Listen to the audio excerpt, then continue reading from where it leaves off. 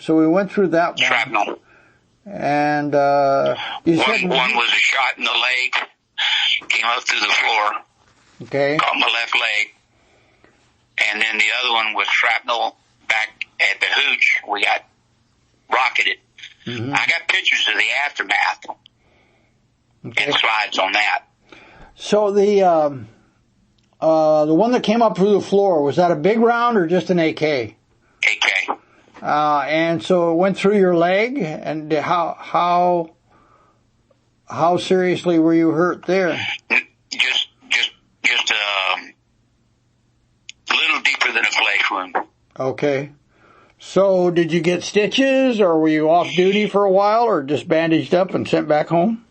Stitches, bandaged up, and went flying again next day. Okay. Yeah. Well, that's it. But again, no Purple Heart or nothing that you know about, huh? Well, none of them that are on my record. Yeah. I've got the little device, literally the devices that were awarded to me, but I don't have the orders to go along with them. Mm-hmm. So, coming back to that, so you're wounded in the leg.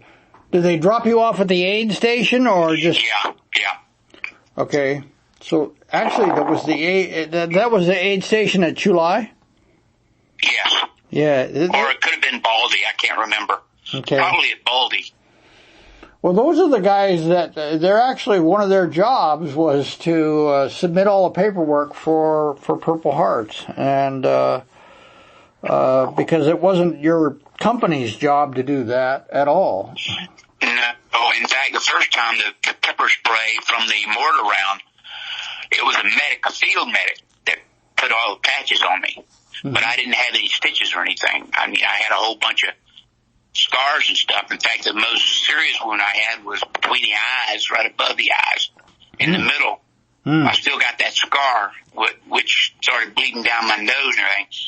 I remember when I went to see Croson after he'd retired from the military, I went to his house to visit him. And he says, "Oh, I remember you." And he said, "Whatever happened? I remember the blood running down your nose." I says, "No, I'm fine. I see out of both eyes."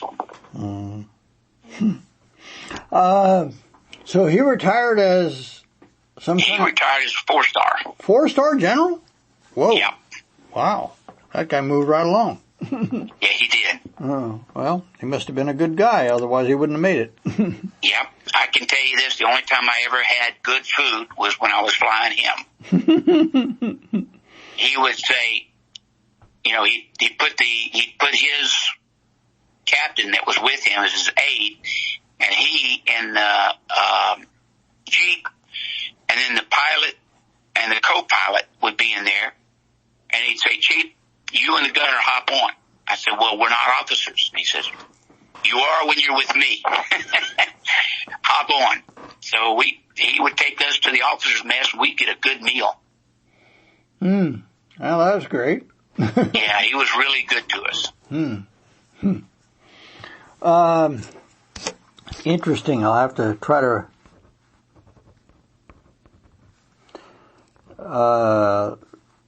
do some more on that. So what were you doing when you got wounded in the rocket attack? I was in my hooch, and we had rocket attacks come all around the place. And, of course, when I was on the way to the bunker, that's when I got hit. I got peppered. Uh-huh. And again... What is it about getting peppered? I don't know. It seems I was always getting peppered. Yeah, well, that's that weapon's job, is to dispense as much shrapnel as it can. Well, it did. Mm-hmm. I even saved a piece of the shrapnel, and I've got it in my collection. It's about the size of a tennis ball. Really? That's pretty big. Yeah. You must. I still have it. You must have picked that up off the ground. When I was hitting the leg, the flashlight I have was hitting the side too. Bullet went through the flashlight and then it hit me, and I still have that flashlight. Slightly used for wear, huh? Well, you could make it work, but what would be the point? Yeah. Yeah. So what was the favorite thing that happened to you in Vietnam? The one is your favorite thing? Oh, carrying donut dollies. Oh, yeah?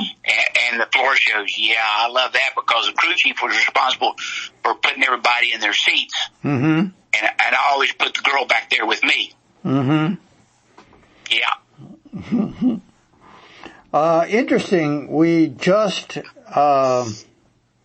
got contacted by the Donut Dolly, a documentary, a film crew that made a documentary on Donut Dollies, and they want to come to our next reunion in Tampa.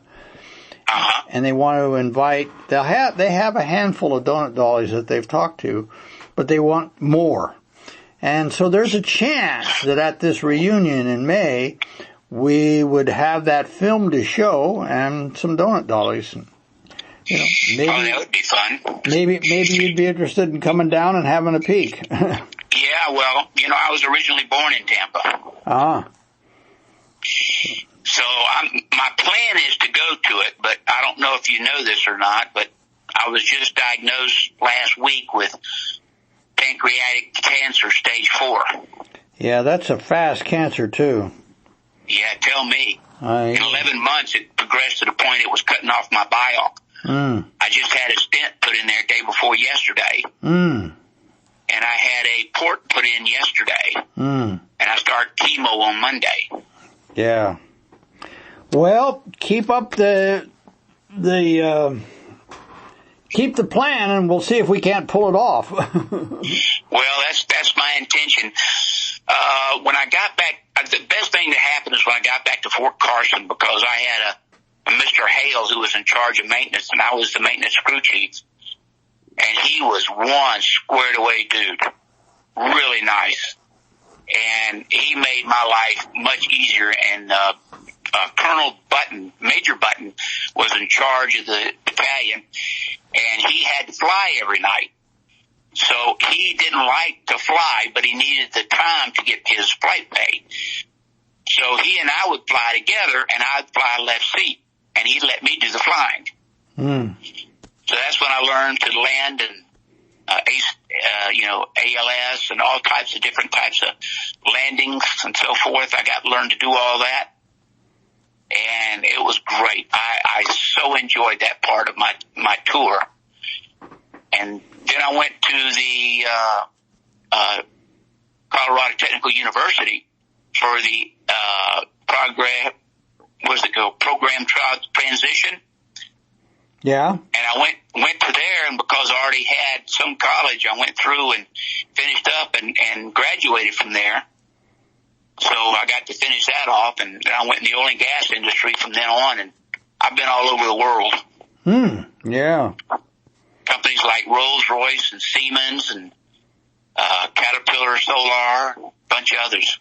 And what did you do for those guys? I was director of marketing. Oh, really? Yep. I just retired last year. Well, and I also retired from the Harris County Sheriff's Office as a reserve deputy as well. Well, you've certainly been around the pipe, but you didn't fly anymore after you got out of the Army? No, I did not. Now, after my wife died of 40 years, she died of cancer, and I went to take private aircraft lessons and went all the way through that. Never got my final flights because I was transferred to Australia, but I had gotten married then, so to my lovely wife of today, which was a blessing. Oh, that's good. Now, did you want to hear some of the funny stories? Sure. One of the funny stories in Vietnam, when getting close to the end, and I went back to Huey's, and we were flying around, and of course me and the pilots used to have bets all the time. And he said, you see that net? The Vietnamese used to support their nets with these 4 prongs above the water. Yeah. And he said, you won't be able to hit that net with a smoke grenade. And I says, you're on. So he swung around. He started doing an approach to it.